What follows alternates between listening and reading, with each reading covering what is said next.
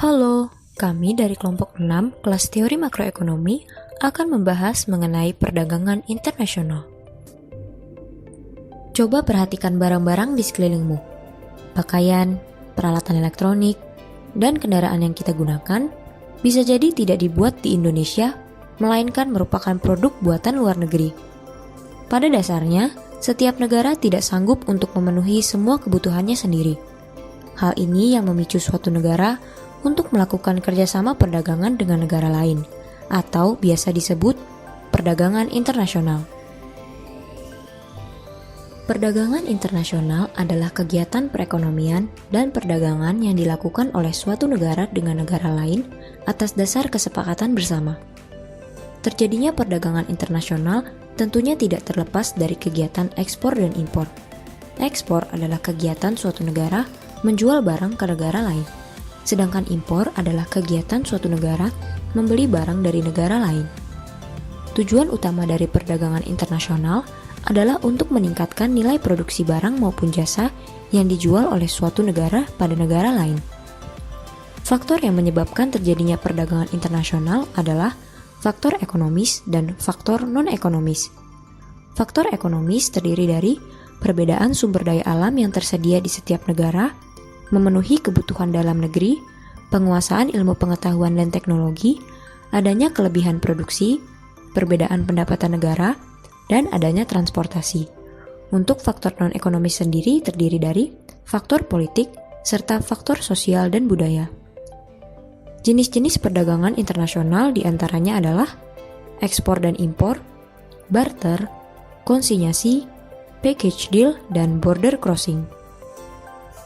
Perdagangan internasional tentunya akan memberikan keuntungan bagi negara yang terlibat. Sebelum membahas keuntungannya, kita akan melihat beberapa pandangan ahli ekonomi mengenai manfaat perdagangan internasional. Yang pertama adalah pandangan merkantilisme. Sekitar abad ke-16 dan ke-17, logam mulia digunakan sebagai alat pembayaran. Ahli-ahli ekonomi berpendapat bahwa kekayaan suatu negara diukur dengan banyaknya logam mulia yang dimiliki. Maka dari itu, kaum merkantilisme sangat mendorong kegiatan ekspor, namun mengurangi kegiatan impor. Yang kedua adalah pandangan teori klasik. Sekitar abad ke-18 dan ke-19, muncul teori klasik yang menentang merkantilisme. Ahli-ahli ekonomi berpendapat bahwa suatu negara akan mendapatkan keuntungan dari perdagangan internasional dengan menerapkan sistem perdagangan bebas dan spesialisasi. Teori ini yang kemudian menjadi dasar dalam melakukan perdagangan internasional hingga saat ini.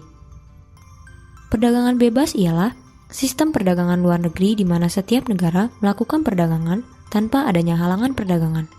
Sedangkan spesialisasi adalah kegiatan produksi dalam suatu negara yang tidak menghasilkan semua barang yang diperlukannya, melainkan terbatas pada kegiatan produksi barang yang lebih unggul dan efisien. Beberapa keuntungan melakukan perdagangan internasional yaitu memperoleh barang yang tidak dapat diproduksi di dalam negeri, memperluas pasar industri dalam negeri, menggunakan teknologi modern dan meningkatkan produktivitas, serta memperoleh keuntungan dari spesialisasi. David Ricardo, seorang pakar ekonomi politik dari Inggris, mencetuskan ide bahwa suatu negara akan memperoleh keuntungan dari spesialisasi. Hal ini akan mengarah ke teori keuntungan yang mendasari perdagangan internasional. Teori keuntungan yang mendasari perdagangan internasional terdiri dari teori keunggulan mutlak dan teori keunggulan berbanding. Teori keunggulan mutlak yang dikemukakan oleh Adam Smith adalah keuntungan yang diperoleh dengan mengkhususkan kegiatan produksi barang yang efisiensinya lebih tinggi dari negara lain. Pada contoh ini, negara Cina memiliki keuntungan mutlak dalam memproduksi gandum karena memiliki efisiensi yang lebih tinggi dalam memproduksi gandum. Sedangkan negara Brazil memiliki keuntungan mutlak dalam memproduksi kopi karena memiliki efisiensi yang lebih tinggi dalam memproduksi kopi. Sedangkan teori keunggulan berbanding merupakan pendapat David Ricardo yang menyatakan bahwa perdagangan internasional dapat terjadi walaupun suatu negara tidak memiliki keunggulan absolut. Pada contoh ini, negara India memiliki keuntungan berbanding dalam memproduksi pisang karena harga pisang relatif lebih murah di negara India. Sedangkan negara Filipina memiliki keuntungan berbanding dalam memproduksi kentang, karena harga kentang relatif lebih murah di negara Filipina. Keunggulan mutlak dan perdagangan internasional.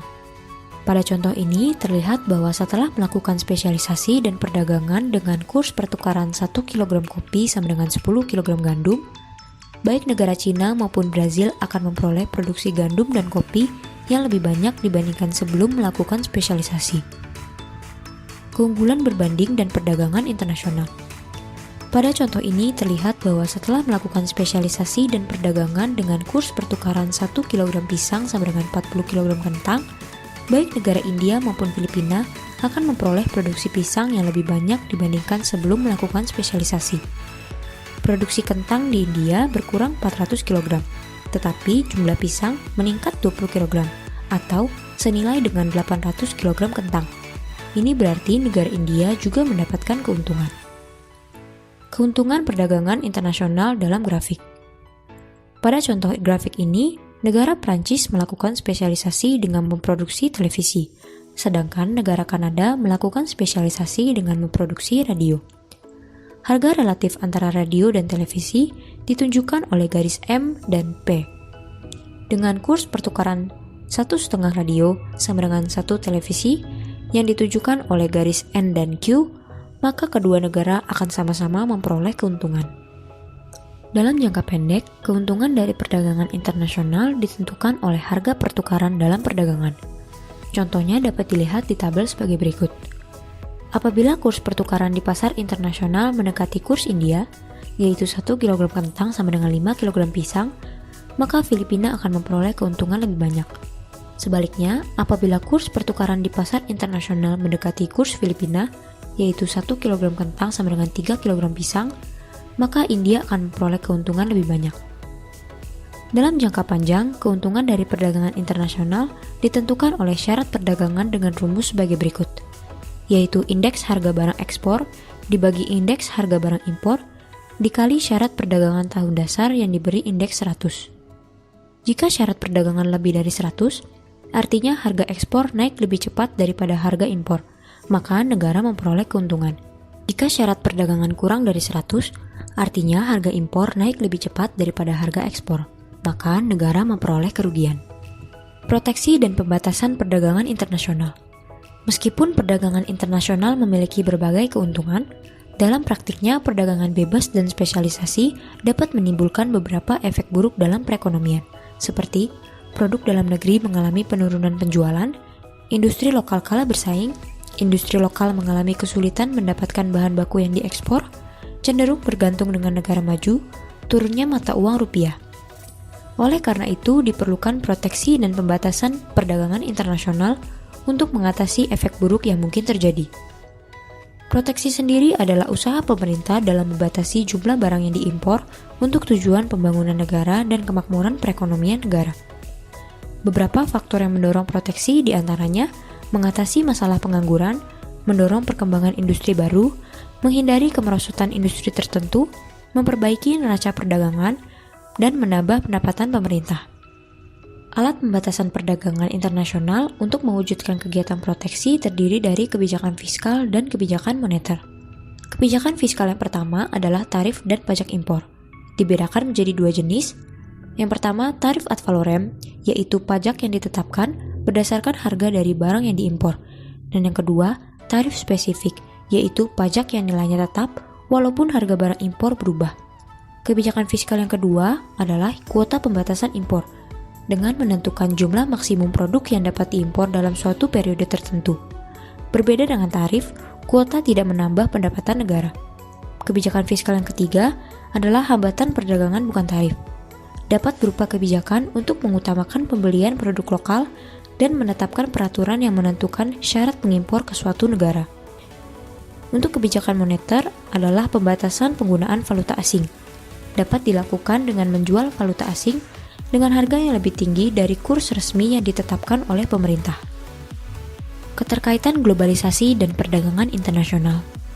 Globalisasi berlangsung dalam setiap lapisan kehidupan masyarakat, baik dalam aspek ekonomi, politik, budaya, dan lain-lain. Dalam aspek ekonomi, globalisasi dapat didefinisikan sebagai peningkatan ketergantungan kegiatan ekonomi suatu negara dengan negara lain, karena setiap negara tidak mampu untuk memenuhi kebutuhannya sendiri. Faktor yang mewujudkan terjadinya globalisasi adalah perkembangan politik dunia, peningkatan kegiatan perdagangan bebas, perkembangan perusahaan multinasional, perkembangan investasi portofolio di pasaran luar negeri, kemajuan teknologi dalam bidang informasi dan pengangkutan. Globalisasi menyebabkan berkembangnya pertumbuhan ekonomi yang memicu pesatnya perdagangan internasional dengan cara meningkatkan efisiensi faktor produksi dunia dan meningkatkan efisiensi kegiatan dalam negeri, meningkatkan kemakmuran masyarakat, memperluas pasar produksi dalam negeri, memperoleh modal dan teknologi yang lebih baik, dan menyediakan dana tambahan untuk pembangunan ekonomi. Tidak dapat dipungkiri bahwa globalisasi juga dapat menimbulkan efek buruk dalam pertumbuhan ekonomi. Dalam jangka pendek, akan menghambat pertumbuhan sektor industri manufaktur, memperburuk keadaan neraca pembayaran, dan sektor keuangan semakin tidak stabil. Sedangkan dalam jangka panjang, akan memperburuk prospek pertumbuhan ekonomi. Maka dari itu, setiap negara harus bijak dalam menyikapi efek globalisasi agar dapat bersaing di pasar internasional. Perdagangan internasional di Indonesia. Indonesia sebagai pelaku dalam kerjasama ekonomi antar negara. Hal ini dapat dibuktikan dengan adanya kegiatan ekspor dan impor yang dilakukan oleh Indonesia sebagai bentuk dari praktik perdagangan internasional. Berikut pula adalah data perkembangan ekspor dan impor Indonesia periode Maret 2021 sampai Maret 2022 yang dirilis oleh BPS pada 18 April 2022.